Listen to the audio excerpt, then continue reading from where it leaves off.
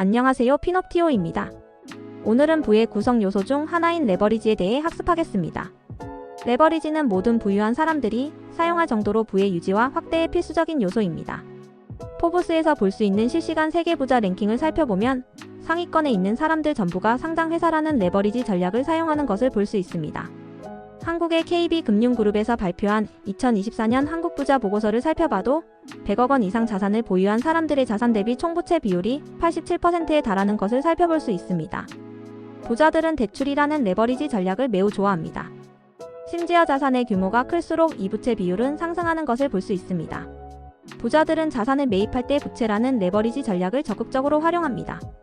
오늘 영상을 완벽히 이해하시면 레버리지에 대한 두려움을 없애고 레버리지가 부유층에 진입하기 위한 필수적인 수단이라는 사실에 대해서 이해하실 수 있게 될 겁니다. 레버리지에 대한 모든 것을 배우고 부유해질 가능성을 이전 대비 훨씬 더 높일 수 있으니 영상의 모든 내용을 이해하기 위해 노력해 주시길 바랍니다. 레버리지가 무엇이기에 부자들의 필수 전략이 되었을까요? 먼저 레버리지를 정의해 보겠습니다. 우리는 레버리지를 상대적으로 적은 비용으로 경쟁에 필요한 추가 자원을 확보하여 기대 수익의 규모를 크게 늘릴 수 있는 부의 축적 구조라고 정의합니다. 대표적인 사례를 몇 가지 보겠습니다. 첫 번째는 전쟁에서 용병을 고용하는 행위입니다. 전쟁에 필요한 군사력이라는 자원은 빠른 시간 내에 늘리기는 매우 어렵습니다.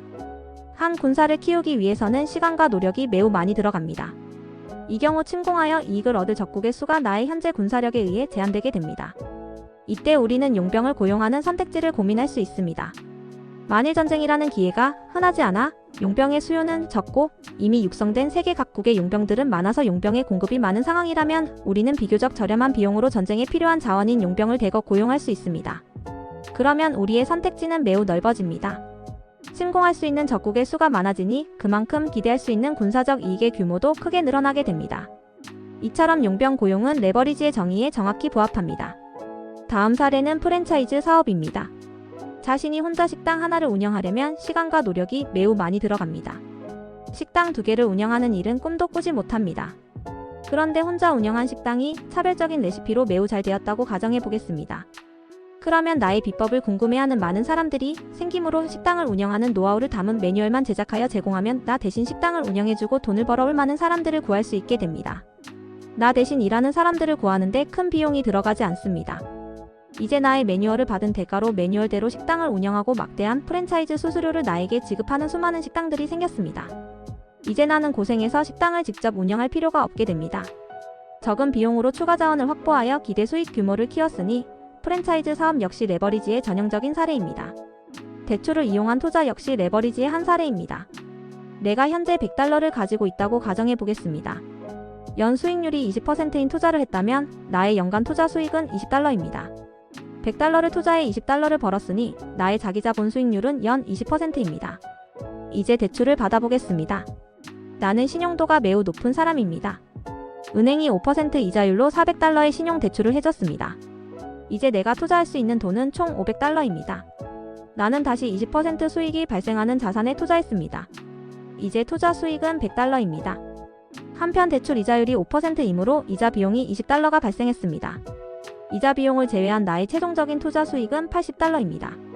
이제 자기자본 수익률은 몇 %일까요? 내 자본 $100만 투자해서 $80를 최종적으로 벌었으니 80%입니다. 대출 없이 투자했을 때 자기자본 수익률인 20% 대비 무려 4배나 상승했습니다. 높은 신용도를 기반으로 낮은 이자, 비용으로 대출금을 빌렸고 자기자본의 4배 규모의 대출금을 받아 수익 규모와 자기자본 수익률이 매우 커졌으니 이는 전형적인 레버리지의 사례입니다. 부자들이 모두 레버리지 전략을 하고 있습니다. 그리고 기대 수익 규모를 크게 늘릴 수 있다는 분명한 이점이 있음에도 왜 많은 사람들이 레버리지 전략을 고려하지 않을까요? 2가지 이유가 있다고 생각합니다. 하나는 두렵기 때문입니다. 단기적으로 보면 레버리지는 기대 수익 규모를 키우지만 기대 손실 규모도 키우는 전략입니다. 예를 들어 용병을 고용했는데 전쟁에서 승리하지 못하고 패배했다면 자국 군사력 손실에서 끝나는 게 아니라 용병 비용까지 추가로 나가니 손실 규모가 막대해집니다. 레버리지를 사용하더라도 승리할 자신감은 없고 패배 시 예상되는 손실 규모는 매우 크니 당연히 두려운 감정이 생깁니다. 많은 사람들이 레버리지를 꺼리는 2번째 이유는 그 필요성을 모르기 때문입니다. 많은 사람들이 부자가 되고 싶어 합니다. 부자가 되고 싶다는 의미는 현재보다 더 부유함의 단계가 상승해 지속적으로 원할 때 원하는 것을 얻는 능력이 강해지는 것을 의미합니다. 보유함의 단계를 상승시키고 유지하기 위해서는 레버리지가 필수사항입니다. 선택사항이 아닙니다. 따라서 오늘의 목표는 여러분들이 레버리지가 부의 필수적인 요소라는 사실과 레버리지에 대한 두려움을 없앨 수 있는 방법이 있다는 것을 깨달아 여러분이 레버리지에 대해 관심을 가지게 되는 것입니다. 오늘의 목표를 달성하기 위해서는 여러분들이 3가지 사실을 알아야 합니다. 첫 번째는 부유해지기 위해 필요한 수익률이 생각보다 매우 높다는 사실입니다. 두 번째는 높은 수익률이 필요하지만 문제는 높은 수익률에는 반드시 높은 리스크가 따른다는 점입니다. 세 번째는 실패할 가능성을 0%로 낮추고 레버리지 전략을 안정적으로 장기간 운영할 수 있는 방법이 있다는 점입니다. 이 3가지 사실에 대해 배우고 나면 레버리지가 필수라는 사실을 깨닫고 레버리지에 대한 두려움도 사라져 레버리지 전략을 반드시 해야겠다는 생각이 드실 겁니다. 하나씩 배워보겠습니다. 우리가 레버리지의 필요성을 느끼기 위해 첫 번째 알아야 할 사실은 우리가 부유해지기 위해서 필요한 수익률은 생각보다 매우 높다는 사실입니다. 최근 1980년대 이후 경험해보지 못한 강도의 높은 인플레이션이 진행됐습니다. 그래서 많은 사람들이 가만히만 있어도 인플레이션으로 인해 삶이 힘들어질 수 있다는 사실은 깨닫고 있습니다. 하지만 물가 상승률을 이겨내고 부유해지기 위해서는 얼마만큼의 투자 수익률이 필요한지에 대해서 대체로 구체적으로 실감하지는 못하는 것 같습니다. 실제 부유함의 단계가 상승하기 위해 필요한 투자 수익률에 대한 대략적인 감을 잡기 위해 사례를 하나 살펴보겠습니다. 상속받을 자산 하나 없이 미국 중산층에서 부유층으로 이동하는 데 필요한 수익률을 계산해 보겠습니다. 우선 미국의 금융그룹 찰스 슈왑의 조사에 따르면 미국인들은 대체로 200만 달러 이상의 순자산을 소유해야 부유하다고 느낍니다. 이를 참고하여 미국 중산층이 약 200만 달러의 주택을 소유하기 위해 필요한 투자 수익률을 대략적으로 계산해 보겠습니다. 당신의 연소득을 10만 달러로 가정하겠습니다. 미국 소득 중위값 대비 소폭 높은 수준입니다. 당신의 저축률은 20%입니다. 이는 한 자릿수밖에 되지 않는 미국의 평균적인 저축률 대비 매우 높은 것입니다. 당신의 소득과 소비는 연 3%씩 오른다고 가정하겠습니다. 당신이 구매하고자 하는 현재 200만 달러의 주택은 연평균 5%씩 상승한다고 가정하겠습니다. 참고로 미국 주거용 부동산은 장기적으로 연평균 5에서 6%씩 상승합니다. 우선 당신이 저축한 자산을 모두 S&P 500 ETF에 투자하여 연 8%의 투자 수익률을 꾸준히 기록했다고 가정해 보겠습니다. 목표 부동산은 연 5%씩 상승하고 당신의 자산은 연 8%씩 상승하고 매년 2만 달러 이상의 돈을 저축까지 하니 막연히 생각하면 언젠가는 목표한 부동산을 매수할 수 있을 것 같은 생각이 듭니다. 하지만 현실은 다릅니다. 이 그래프가 앞서 말씀드린 가정대로 계산했을 때의 매년 부동산 가격과 당신의 자산 상태를 나타낸 그래프입니다. 짙은 파란색 그래프가 연도별 부동산 가격을 의미하고 밝은 파란색 그래프가 연도별로 당신이 저축한 자산을 의미합니다. 앞서 말씀드린 가정이라면 당신은 50년이 지나도 목표한 주택을 구매할 수 없습니다. 42년 차부터는 당신의 자산이 상승하는 속도가 목표 부동산 가격이 상승하는 속도를 상회하기는 합니다. 하지만 50년 차에도 여전히 당신의 자산은 목표한 부동산을 구매하기에는 약 480만 달러가 부족합니다. 이전 영상에서도 보여드렸습니다만 연평균 8%라는 S&P 500 장기 연평균 수익률과 비슷한 투자 수익률을 기록하는 일은 절대로 쉬운 일이 아닙니다. 엘리트 집단인 월스트리트의 펀드 매니저들조차도 최근 10년간을 보았을 때 S&P 500 지수 수익률을 하회하는 성과를 거두는 비율이 약 85%나 됩니다. 아주 우수한 연 8%라는 투자 수익률을 거두더라도 우리는 부유층에 진입하는 목표를 평생 동안 달성하지 못할 가능성이 큽니다. 이미 부유층들이 소비하는 고급 주택과 같은 물건들은 가격이 매우 비싸고 심지어 가격이 상승하는 속도도 일반적인 소비자 물가 상승률보다 훨씬 빠릅니다. 이미 한참 높이 있고 올라가는 속도도 빠른 새를 잡으려면 무언가 특별한 다른 방법이 필요한 것입니다. 이번에는 그렇다면 같은 조건 하에 10년 안에 목표한 주택을 구매하려면 필요한 투자 수익률이 몇 %인지 역산해 보겠습니다. 이 수익률은 무려 56%입니다. 10년 동안 연평균 56%의 수익률을 기록해야 말씀드린 조건에서 10년 안에 목표한 부동산을 매입할 수 있습니다. 연평균 56%라는 수치는 사실 평범한 방법으로는 가능한 수치가 아닙니다. 지금 보여드리는 차트는 워런 버핏, 조지 소로스 등 투자의 대가들이 투자 기간 동안 S&P 500 지수를 몇 %포인트 상회했는지 보여주는 차트입니다. X축이 투자 기간이고 Y축이 S&P 500을 투자 기간 동안 상회한 정도를 나타낸 차트입니다. 보시면 아시겠지만 투자 기간이 20년을 넘어가면 대부분의 투자 대가들도 S&P 500을 아웃퍼폼하는 정도가 0%에서 20% 범위로 제한됩니다. 시기에 따라 다르지만 S&P 500의 20년 연평균 수익률은 대략 7에서 8%입니다. 즉 아무리 세계 최고 수준으로 우수한 투자 대가들이더라도 연평균 30%의 투자 수익률을 넘지는 못한다는 것입니다. 그러니 부유층에 진입하기 위한 투자 수익률에 대한 감을 잡기 위해 계산해본 연 56%라는 투자 수익률은 불가능한 수익률입니다. 우리가 중산층에서 부유층이 되기 위해서는 무언가 특별한 방법이 필요하다는 사실을 깨달아야 합니다. 여기까지 설명을 들으신 분들 중 부동산이 장기 하락 시기에 진입할 가능성도 있지 않아 꼭 부동산을 부유층 진입 기준으로 삼지 말고 다른 재화나 서비스를 기준으로 삼으면 되지 않나 라고 생각하는 분들도 있을 것입니다. 하지만 무슨 상황이 발생하더라도 무엇을 부의 기준으로 삼더라도 부유층으로 가는 티켓은 한참 높이 날고 빠르게 나는 새와 같다는 사실은 크게 달라지지 않습니다. 이를 이해하기 위해서는 물가에 대한 이해도를 높일 필요가 있습니다. 물가는 어떻게 정해질까요? 물가는 통화량 곱하기 통화 유통속도로 계산된 수요를 생산량으로 나누는 방식으로 계산됩니다. 통화량은 시중에 유통되고 있는 법정 통화의 총량을 말합니다. 통화 유통속도는 특정 기간 동안 한 단위의 통화가 재화나 서비스를 구매하는데 몇 회나 사용되는지를 말합니다. 보통 1에서 2회로 장기적인 움직임이 크지는 않기 때문에 장기적으로는 크게 중요한 변수는 아닙니다. 통화량의 통화 유통속도를 곱하면 특정 기간 동안 재화나 서비스를 구매하는데 사용된 돈의 총량인 수요가 됩니다. 특정 기간 동안 생산되어 시장에 매물로 나온 재화나 서비스의 총량을 생산량이라고 표현합니다. 이렇게 계산되는 물가는 장기적으로 보면 영원히 상승합니다. 왜 그럴까요? 여러 가지 이유를 댈 수 있지만 가장 근본적인 이유를 말씀드리겠습니다. 통화량은 사회적 합의에 의해 자유롭게 증가하는 데 반해 생산량은 증가폭이 현실이라는 제약에 의해 제한되기 때문입니다. 쉽게 말씀드리면 통화량은 사회적 합의만 있다면 오늘 100달러이던 통화량이 내일 1000달러로 증가할 수 있습니다. 사회적 합의만 있다면 언제든 자유롭게 증가합니다. 심지어 경제 참가자들은 모두 통화량이 증가하는 방향을 선호하는 편향이 강합니다. 대출을 쉽게 해주는 정부와 중앙은행이 좋나요? 대출을 자유롭게 받지 못하게 하는 정부와 중앙은행이 좋나요? 정치인, 국민, 기업 모두 대출을 쉽게 해주는 정부와 중앙은행을 선호하는 편향이 있기 때문에 통화량은 특별한 일이 없으면 계속해서 증가하는 경향을 보입니다. 반면에 생산량은 무한히 증가하기에 현실적인 제약이 있습니다. 모든 재화와 서비스는 노동, 자본, 기술의 조합으로 생산되고 판매됩니다. 아무리 사람들이 원해도 노동, 자본, 기술이 현재 부족하다면 생산량이 내일 당장 증가할 수는 없습니다. 오늘 당장 집이 부족하다고 내일 바로 집을 건설할 수도 없고 오늘 당장 주변에 병원이 부족하다고 내일 당장 집 근처에 병원이 생길 수도 없습니다.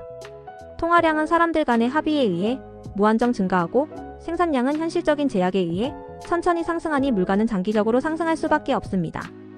여기서 중요한 포인트는 두 가지입니다. 하나는 생산량 증가가 어렵거나 불가능한 희소한 재화나 서비스일수록 물가가 더욱 빠르게 상승한다는 점입니다. 이런 재화나 서비스들은 대부분 부유층이 이미 소비하고 있거나 부유층이 되어 소비하고 싶어하는 것들입니다. 두 번째는 먼저 구매력을 갖춘 사람들이 특정 재화나 서비스를 먼저 구매하여 시장의 매물을 줄인다면 후발주자들은 같은 물건을 비싸게 살 수밖에 없는 구조라는 점입니다. 이 두 가지 포인트 때문에 부유층에 진입하는 티켓이 이미 높이 날고 있고 매우 빠르게 더 높이 날아가는 것입니다. 당신이 부유층이 되어 소비하고 싶은 것들이 명품 시계, 가방, 자동차, 보석, 부동산, 가상화폐, 명문 대학교 학위 그 무엇이든 그것들은 생산량이 증가하기 어렵고 부유층들이 먼저 구매하고 있는 것입니다. 그것들은 이미 비싸게 가격이 형성되어 있고 심지어 가파르게 상승합니다. 부유층이 되고자 한다면 일반적인 소비자 물가 상승률이 중요한 게 아니라 이 희소하고 가치가 있는 것들의 물가 상승률이 중요합니다. 그러니 당신이 무엇을 부의 기준으로 삼던지 또는 부동산 가격이 하락세를 기록하더라도 말씀드린 구조에서 벗어나긴 어렵습니다. 여러분이 중산층 수준에서 시작하여 부유층에 진입하기 위해서는 어마어마한 수익률이 필요합니다. 우리는 경쟁적으로 남들보다 높은 수익률을 추구해야 부유층에 진입할 수 있습니다. 이것이 말씀드리고자 하는 첫 번째 사실입니다. 두 번째 사실은 높은 수익률에는 반드시 높은 리스크가 따른다는 점입니다. 우리는 부유해지기 위해 높은 수익률을 추구해야 하지만 그러다 보면 반드시 높은 리스크가 따라온다는 사실을 알아야 합니다. 이 문제를 해결해야 부유층에 진입할 수 있는 길을 찾을 수 있습니다. 왜 높은 수익률에는 반드시 높은 리스크가 따라올까요? 리스크와 수익률의 상관관계에 대해서 이해하려면 완전 경쟁시장 개념에 대해 이해해야 합니다. 완전 경쟁시장이란 다음의 6가지 조건을 갖춘 시장을 말합니다. 완전 경쟁시장의 첫 번째 조건은 다수의 시장 참여자입니다. 완전 경쟁시장에서는 충분히 많은 판매자와 구매자가 존재하여 개별 판매자나 구매자가 시장 가격에 절대적인 영향을 미칠 수 없습니다. 또한 이러한 다수의 참여자로 인해 구매자 부족이나 판매자 부족으로 인해 거래가 이루어지지 않는 상황은 발생하지 않습니다. 두 번째 조건은 동질의 재화 및 서비스입니다. 완전 경쟁시장에서 거래되는 상품은 모두 그 질이 같습니다. 따라서 구매자는 오직 가격을 기준으로 구매할 제품을 선택합니다. 세 번째 조건은 동등한 정보입니다. 모든 시장 참여자가 동등한 정보를 가지고 있습니다. 거래 참여자들 사이에 정보 격차가 없으니 거래 시 한쪽이 일방적으로 유리한 거래를 하는 것은 어렵습니다. 네 번째 조건은 자유로운 진입과 퇴장입니다. 시장 참여자들은 모두 경제적, 법적, 기술적 장벽 없이 자유롭게 시장에 진입하고 퇴장할 수 있습니다. 다섯 번째 조건은 시장 참여자들이 모두 가격 수용자라는 점입니다. 어느 누구도 가격을 조정하려는 의지도 능력도 없습니다. 모든 참여자들은 시장에서 형성된 가격을 그대로 수용합니다. 여섯 번째 조건은 거래 비용이 없다는 것입니다. 거래를 협상하는 데 오랜 시간이 걸리거나 정보를 탐색하는 데 오랜 시간이 걸리거나 거래 수수료가 비싸거나 하는 이유로 시장에 참여 못하는 사람은 존재하지 않습니다. 이 6가지 조건을 가진 시장을 완전 경쟁 시장이라고 합니다. 이 시장은 어떤 모습을 보일까요? 햄버거 완전 경쟁 시장을 한번 살펴보겠습니다. 현재 이 햄버거의 가격은 $10입니다. 이 햄버거에 대한 정보를 모두 동일하게 알고 있는 수많은 사람들의 협의에 의해 형성된 가격이므로 이 햄버거의 적정 가치가 $10라는 사실에 대해서는 모두가 인정합니다. 이때 내가 갑자기 이 햄버거가 사실은 $8짜리라고 주장하며 $8에 구매하고 싶다고 말하면 시장에서 어떤 취급을 받게 될까요? 어느 한 사람도 나에게 $8의 햄버거를 팔지 않을 것입니다. 그럴 이유가 없기 때문입니다. 시장 참여자 모두가 동일한 정보를 가지고 있기 때문에 아무도 햄버거의 가치가 사실 시장 가격보다 낮다는 거짓말에 속지 않습니다. 그리고 시장에는 $10의 햄버거를 사줄 구매자들이 충분히 많이 있기 때문에 굳이 나에게 햄버거를 $8에 팔 이유가 없습니다.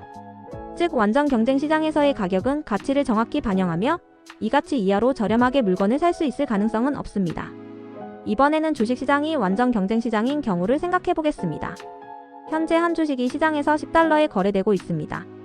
이 주식시장은 완전 경쟁 시장이기 때문에 모든 시장 참가자가 동일한 정보를 가지고 협의한 이 주식의 적정 가치가 $10라는 의미입니다. 내가 아무리 이 주식은 사실 상당한 리스크를 보유하고 있어 적정 가치가 $8라고 주장해도 나한테 $8에 팔 사람은 단 한 명도 없습니다. 모두가 동질의 정보를 가지고 협의한 결과인 시장 가격은 매우 똑똑하기 때문에 나의 거짓말에 그 누구도 속지 않습니다. 시장 가격으로 표현되는 집단 지성은 매우 현명합니다. 즉 주식시장이 완전 경쟁 시장이라면 우리가 보는 주식의 시장 가격은 항상 적정 가격입니다. 저평가된 주식을 매수할 기회는 전무합니다. 장기적으로 저평가된 주식을 꾸준히 매수해야 전체 시장을 상회하는 결과를 얻을 수 있습니다. 하지만 매번 적정 가치인 주식만 매수해야 하니 장기적으로 전체 시장의 성과를 상회하는 사람이 한 사람도 없게 됩니다. 이제 중요한 질문을 해보겠습니다. 현실에서의 주식시장은 완전 경쟁 시장에 가까울까요? 아니면 완전 독점 시장에 가까울까요? 완전 독점 시장은 완전 경쟁 시장과 정반대인 시장이라고 보면 됩니다. 시장에 절대적인 권력자가 있어 그 권력자가 시장 가격도 결정하고 전체 시장의 이익도 차별적으로 독점하는 시장을 말합니다. 주식시장은 무엇과 비슷할까요? 현실 세계에서의 주식시장은 100% 완전 경쟁 시장은 아니지만 완전 경쟁 시장에 가까운 모습을 보입니다. 이를 증명하는 증거들이 매우 많습니다. 주식시장이 완전 경쟁 시장이라는 말을 다시 한번 살펴보겠습니다. 조금 전에 말씀드렸다시피 완전 경쟁 시장이라는 말은 동질의 재화 및 서비스가 거래된다는 말입니다. 예를 들어 햄버거라는 식품 거래 시장이 완전 경쟁 시장이라면 거래되는 햄버거의 맛과 양이 모두 같다는 것을 의미합니다. 햄버거는 맛과 양 때문에 수요가 발생하는 제품이기 때문입니다. 반면 주식이 동질이라는 의미는 무엇일까요? 주식은 리스크를 감당하는 대신 수익률을 얻게 해주기 때문에 거래되는 투자 상품입니다. 즉 주식이 동질이라는 것의 의미는 모든 주식이 리스크 대비 수익률이 같다는 것을 의미합니다. 이를 그래프로 그리면 다음과 같습니다. 완전 경쟁 시장에서 모든 주식들은 리스크도 다르고 수익률도 다릅니다. 하지만 리스크와 수익률의 비율은 모두 같습니다. 낮은 수익률을 추구하는 주식을 고르면 손실 위험이 작아지고 높은 수익률을 추구하는 주식을 고르면 손실 위험이 커지는 구조입니다. 여기까지 이해했다면 주식시장이 완전 경쟁 시장일 경우 어떤 모습이 나타나는지 상상하실 수 있을 것입니다. 단기적으로는 시와 유사한 리스크를 지닌 주식들을 고른 사람들이 매우 높은 수익률을 기록할 수도 있습니다. 예를 들어 손실이 발생할 확률이 70%였지만 운이 좋아 이 확률을 피해갔다면 이들은 A나 B를 고른 사람들 대비 특정 시기에는 수익률이 월등히 높을 것입니다. 하지만 투자 기간이 길어지면 길어질수록 A를 고르던 B를 고르던 C를 고르던 모두 투자 수익률이 같아질 가능성이 높습니다. C를 고른 사람들이 수익이 발생할 때는 다른 사람들보다 크게 돈을 벌겠지만 이를 확률도 높기 때문에 A나 B를 고른 사람들 대비 손실이 발생하는 빈도가 많을 것이기 때문입니다. 결국 주식시장이 완전 경쟁시장이라면 주식을 고르는 행위는 그다지 의미가 없다는 것이 중요한 특징이 됩니다. 조금 더 쉽게 설명하면 동전 던지기 놀이를 생각하면 됩니다. 앞면이 많이 나오면 이기는 놀이를 한다고 생각해봅시다. 처음 한두 번은 명확히 승자와 패자가 있습니다. 누구는 앞면이 나올 것이고 누구는 뒷면이 나올 것이기 때문입니다. 하지만 동전 던지기를 1000번 하면 어떨까요? 10,000번 하면 어떨까요? 많이 던지면 던질수록 모든 게임 참가자들이 앞면이 나온 횟수가 비슷해집니다. 앞면이 나올 확률은 50%라는 본질이 시간이 지날수록 드러나는 것입니다. 즉, 주식시장이 완전 경쟁시장과 유사하다면 투자 기간이 짧을 때는 승자와 패자가 명확한 모습을 보이지만 시간이 지날수록 모두가 유사한 수익률을 보일 것입니다. 이제 현실에서의 주식시장을 살펴보겠습니다. 이 그림은 미국의 대형주 펀드 중에 S&P 500 지수를 최근 1년간 이긴 펀드들의 비중을 나타낸 그림입니다. 1년이라는 짧은 투자 기간 동안에는 S&P 500 지수를 이긴 펀드가 43%입니다. 이 기간을 5년으로 늘리면 S&P 500 대비 좋은 성과를 낸 펀드의 비율이 23%로 줄어듭니다. 이 기간을 다시 10년으로 늘리면 이번에는 15%로 줄어듭니다. 시간을 늘리면 늘릴수록 전체 시장의 수익률을 이긴 펀드의 비중은 줄어듭니다. 전형적인 완전 경쟁시장의 특성입니다. 주식시장이 완전 경쟁시장의 특징을 보이는 것은 사실 당연합니다.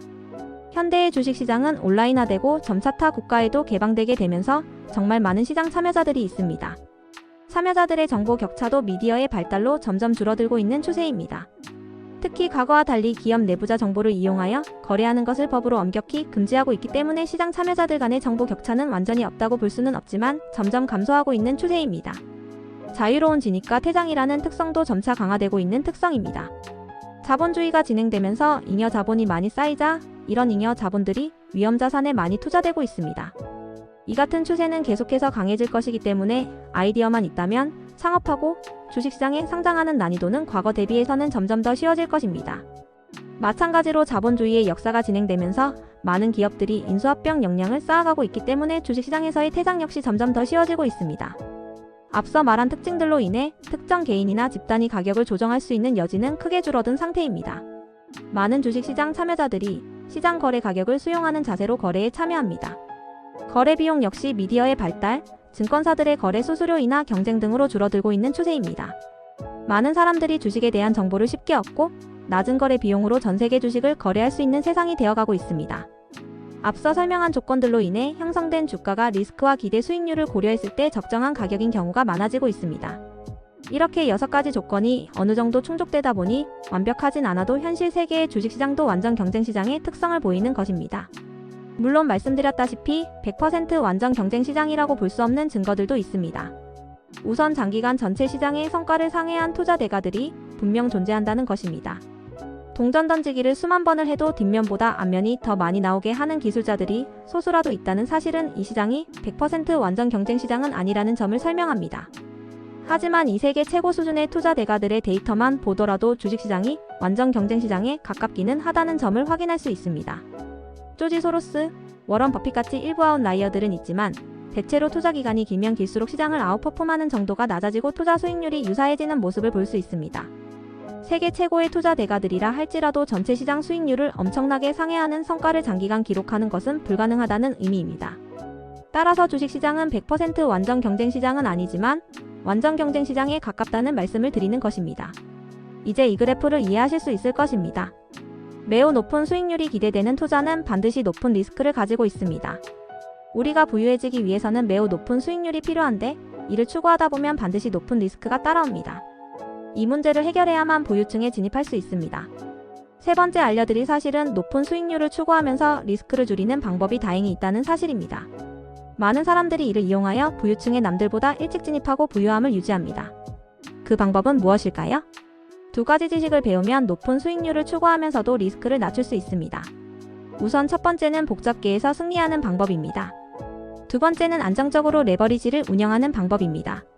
하나씩 살펴보겠습니다. 우리는 영상 초반에 레버리지를 이용해 연 20%짜리 투자를 연 80% 수익률로 바꾸는 원리에 대해서는 배웠습니다. 그렇다면 남은 과제는 2가지입니다. 첫 번째는 레버리지를 이용할 경우 실패할 시 손실이 너무 커지기 때문에 실패할 확률을 0%에 가깝게 낮춰야 한다는 것입니다. 두 번째는 대출과 같은 레버리지를 사용하게 되면 대부분 월마다 상환해야 하는 원리금이 발생하고 레버리지 전략을 종료해야 하는 만기가 정해진다는 사실입니다. 레버리지를 사용하게 되면 일종의 게임 규칙이 추가되기 때문에 추가된 게임의 규칙 안에서 승리할 줄 알아야 합니다. 이 두 가지 문제를 해결하는 방법이 다행히 존재합니다. 이 방법을 이해하기 위해 필요한 첫 번째 지식이 바로 복잡계에서 승리하는 법입니다.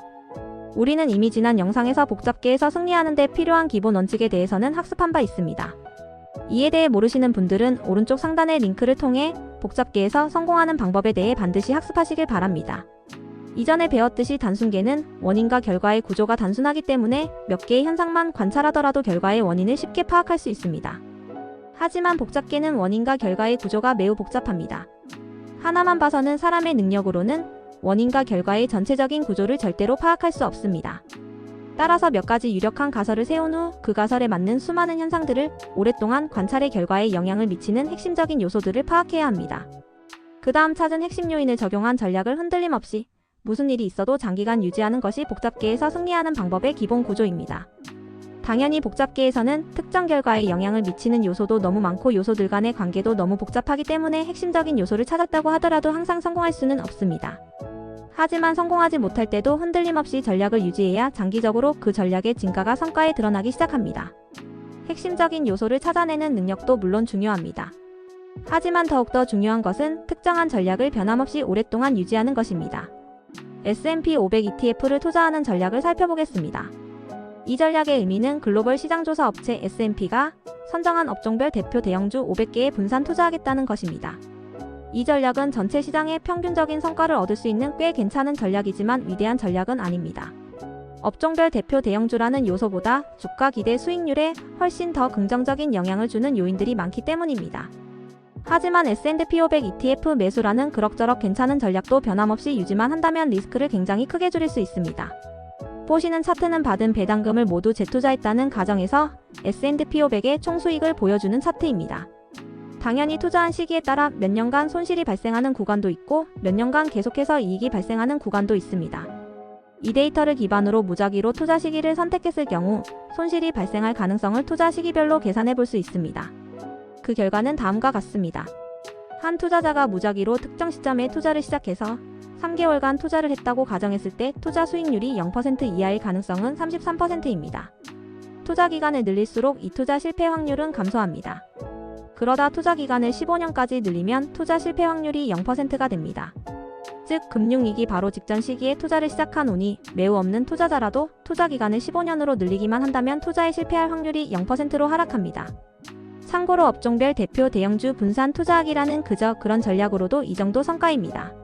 밸류에이션, 가격 모멘텀, 주주 수익률 등을 고려한 우수한 전략을 배우게 되면 실패 확률을 0%로 만들기 위해 필요한 투자 기간을 15년에서 5년으로 단축시킬 수 있습니다.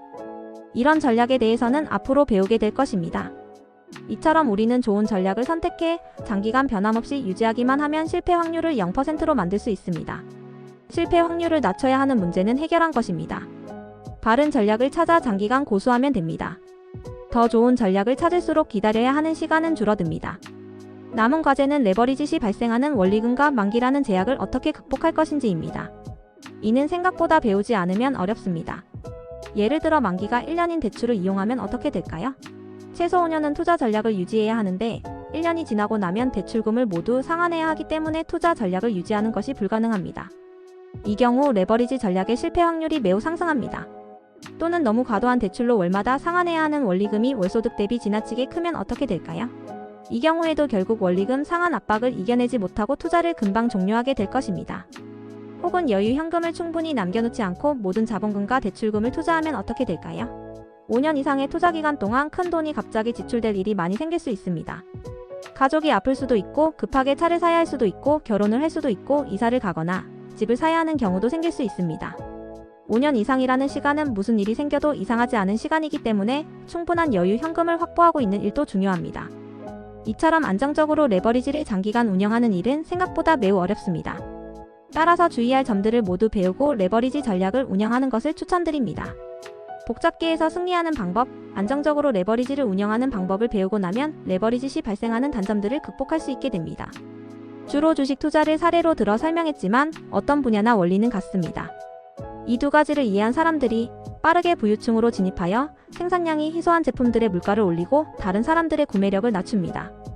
앞서 살펴본 상장 회사를 설립한 모든 부자들이 이에 해당됩니다.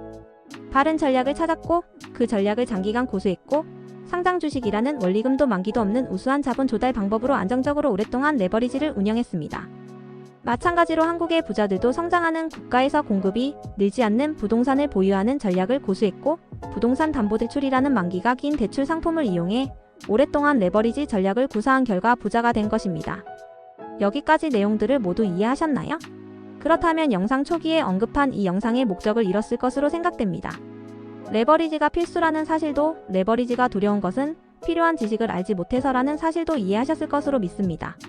지금까지 부의 구성요소들, 유동성, 신용에 대해 학습했고 세 번째 구성요소로 레버리지까지 학습을 완료했습니다. 다음 시간은 부의 구성요소 시리즈의 마지막 주제인 현금 흐름에 대해서 다뤄보겠습니다.